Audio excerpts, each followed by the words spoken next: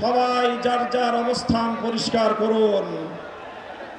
হয় আপনি জুলাই বিপ্লবের পক্ষপাতী, আর না হয় আপনি ৭২-এর বাকশালপন্থী।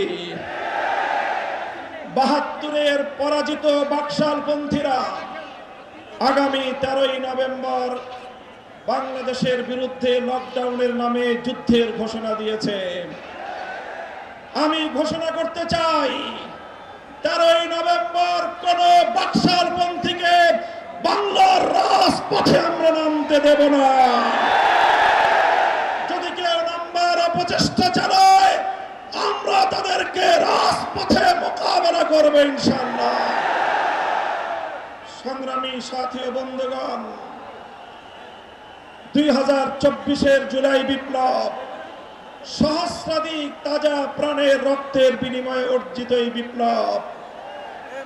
এই বিপ্লবের ভিত্তিতে আগামী বাংলাদেশ পরিচালিত হওয়ার জন্যই ঐক্যমতের ভিত্তিতে জুলাই সনদ প্রণীত হয়েছে। এই জুলাই সনদ কোন কাগজে সনদ হিসেবে আমরা দেখতে চাই না। জুলাই সনদকে আমরা আগামীর বাংলাদেশের রূপরেখা হিসেবে দেখতে চাই।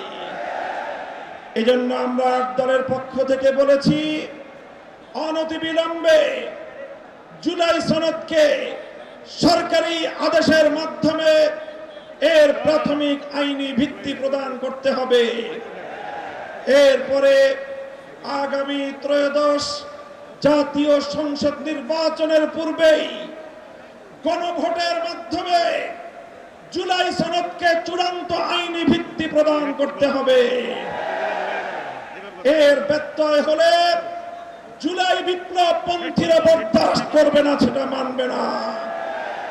আমরা সুস্পষ্ট ঘোষণা দিতে চাই, আমাদের জুলাই যোদ্ধাদের, জুলাইয়ের বিপ্লবে শাহাদাত বরণকারী বীর শহীদদের রক্ত মারিয়ে জুলাই বিপ্লবের, জুলাই সনদ বাস্তবায়নের গণভোট ছাড়া বাংলার মাটিতে আমরা আর কোনো কিছুই হতে দেব না।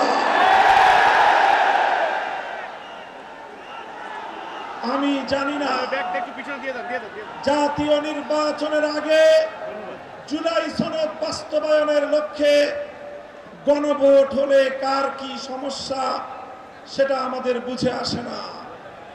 আমাদের সমস্যা হলো, জুলাই সনদের গণভোট ছাড়া যদি জাতীয় সংসদ নির্বাচন অনুষ্ঠিত হতে থাকে, জাতীয় সংসদ নির্বাচন যদি তফসিল ঘোষণা হয়ে বাস্তবায়িত হয়, অনুষ্ঠিত হয়, সেখানে অনেকগুলো বড় বড় জটিলতার সৃষ্টি হবে।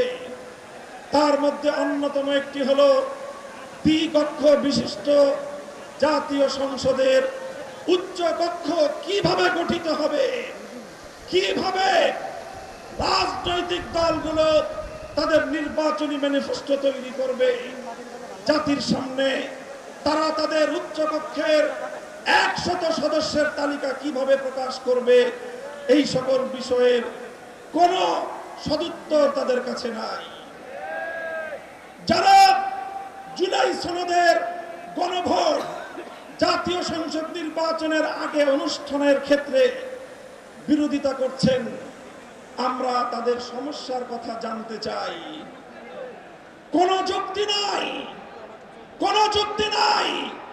তারা জুলাই সনদের বাস্তবায়নকে ঠেকিয়ে দিয়ে বাংলাদেশে আবার ফ্যাসিবাদ কায়েম করবার ষড়যন্ত্র করছে।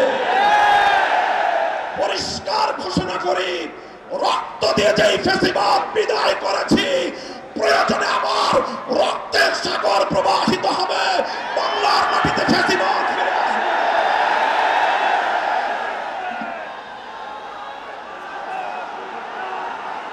রাজনৈতিক পক্ষগুলোকে বলতে চাই, আমরা রক্ত দিয়েছি বালাকোটে, আমরা রক্ত দিয়েছি শাপলা চত্বরে, আমরা রক্ত দিয়েছি 2015 সালে, রক্ত দিয়েছি 2021 সালে, রক্ত দিয়েছি জুলাই বিপ্লবে।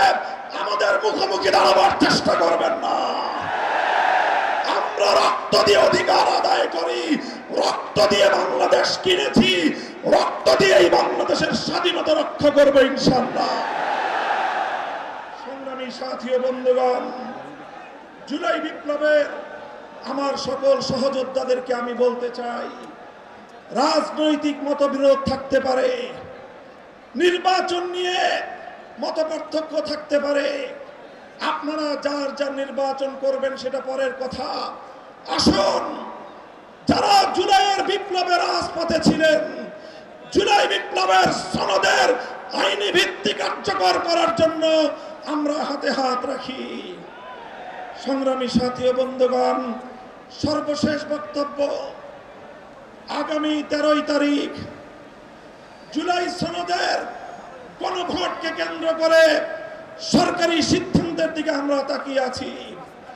সরকার যদি জনগণের শান্তিপ্রিয় ভাষা বুঝতে ব্যর্থ হয়, আবার বলছি, সরকার যদি 8 দলীয় নেতৃবৃন্দের শান্তিপ্রিয় ভাষা বুঝতে ব্যর্থ হয়, যেই ভাষায় বললে সরকার বুঝবে, আমরা সেই ভাষাই প্রয়োগ করব, সেই কর্মসূচি ঘোষণা করবো ইনশাআল্লাহ। প্রস্তুত থাকবেন তো আপনারা? ইনশাআল্লাহ যুদ্ধ করে ফ্যাসিবাদ বিতাড়িত করেছি।